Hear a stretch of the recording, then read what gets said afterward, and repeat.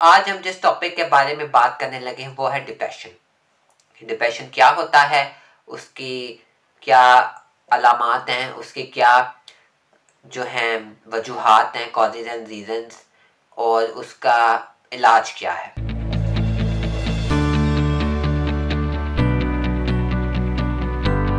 अस्सलाम वालेकुम, मैं राजा शाहरुख हूँ, क्लिनिकल साइकोलॉजिस्ट में एक माहिर नफ्सियात हूँ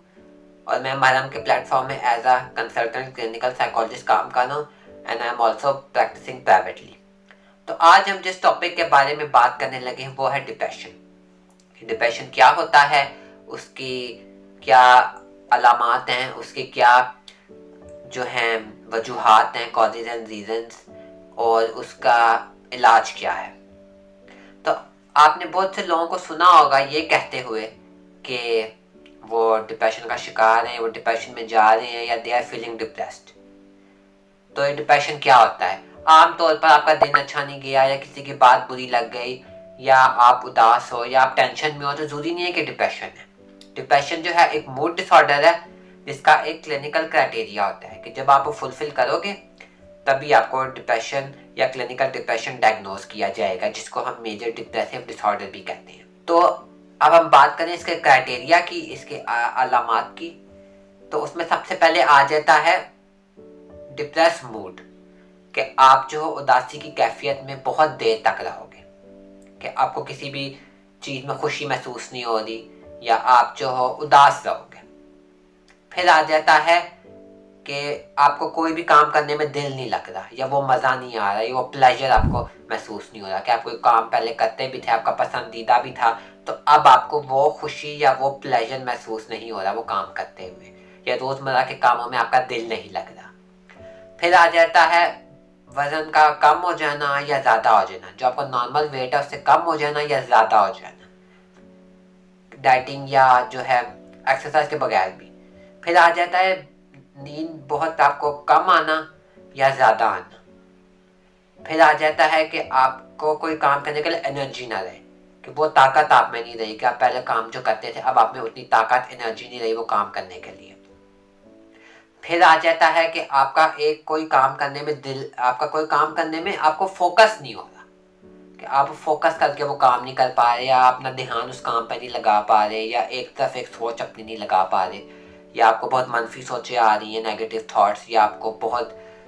मरने के ख्यालात आ रहे हैं। तो ये सिम्टम्स और क्राइटेरिया अगर 2 वीक्स या 2 वीक से ज़्यादा हो तो आप कह सकते हो कि आप डिप्रेशन का शिकार और डिप्रेशन की तरफ जा रही हो। पर आपने अपने आप को सेल्फ डायग्नोस नहीं करना, हमेशा आपने माहिर नफ्सियात या किसी मेंटल हेल्थ एक्सपर्ट की, प्रोफेशनल की आपने मदद लेनी है, कि आपको सिर्फ साइंस बताते हैं, वार्निंग साइंस बताते हैं कि आपको अब हेल्प की जरूरत है, पर आपने खुद से अपने आप को डायग्नोस नहीं करना। लगता है बाजार के खाने बहुत खाते हो। जी डॉक्टर साहब, मैं ये मेडिसिन प्रिस्क्राइब कर रहा हूँ, वो आप ले लेना। अब कोई भी मसला हो तो मरहम से डॉक्टर की ऑनलाइन कंसल्टेशन बुक करो, क्योंकि डॉक्टर से बात होगी अब घर पर। फिर हम बात करते हैं इसकी वजूहात की, कॉजेज और रीजंस की, जिसमें सबसे पहले आ जाता है बायोलॉजिकल रीजंस, जिसमें आ जाता है जेनेटिक्स, कि आपके ऐसे जीन या आपकी फैमिली हिस्ट्री ऐसी हो कि उसमें अगर किसी बंदे को, आपके करीबी बंदे को डिप्रेशन था या डिप्रेशन का शिकार थे या उसमें सिम्टम्स थे, तो हो सकता है कि आप में या आपके बच्चों में वो आ जाए, सिम्टम्स आ जाए या डिप्रेशन आगे जनरेशन टू जनरेशन ट्रांसफर हो जाए। फिर आ जाता है कि ऐसे हमारे जो ब्रेन में ऐसे केमिकल्स होते हैं, ऐसे न्यूरो ट्रांसमीटर्स होते हैं, जैसे डोपामीन हो गया, डिफरेंट हमारे न्यूरो ट्रांसमीटर्स होते हैं, केमिकल्स ब्रेन में, जो हमारे मूड को स्टेबल रखते हैं, कि उनकी अगर कमी हो जाए या एक्सेसिवनेस हो जाए मिकदार, तो हमारा मूड अनस्टेबल हो जाता है, जिस वजह से डिप्रेशन का बंदा जा सकता है, मूड का अनस्टेबल हो जाता है। फिर साइकोलॉजिकल रीजन आ जाते हैं, कोई स्ट्रेस हो गया, कोई आपको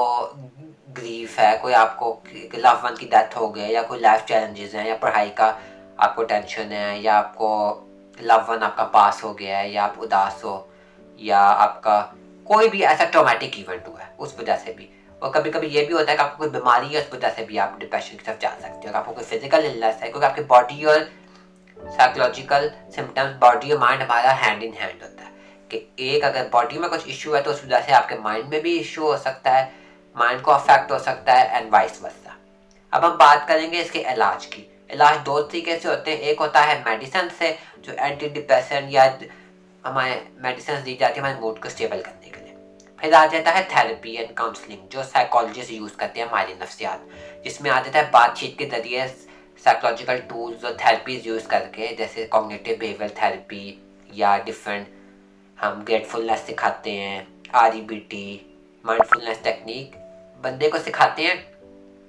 वो स्किल्स प्रोवाइड करते हैं कि कैसे उसे अपने लाइफ को आगे लेके चलना है, क्योंकि जो डिप्रेशन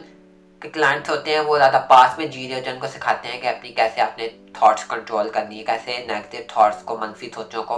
बेहतरी की तरफ लेके आने। तो एक साइकिल पूरा होता है, उससे हम स्किल्स प्रोवाइड करते हैं जिससे क्लाइंट को बेहतरी आती है। तो हम ये नहीं कह सकते कि सिर्फ आपने दवाइयाँ ले ली तो आपका इलाज हो गया, साथ आपको कोई स्किल्स या थेरेपी की और काउंसलिंग की ज़रूरत होती है। तो आप अगर समझते हैं कि आप जो हैं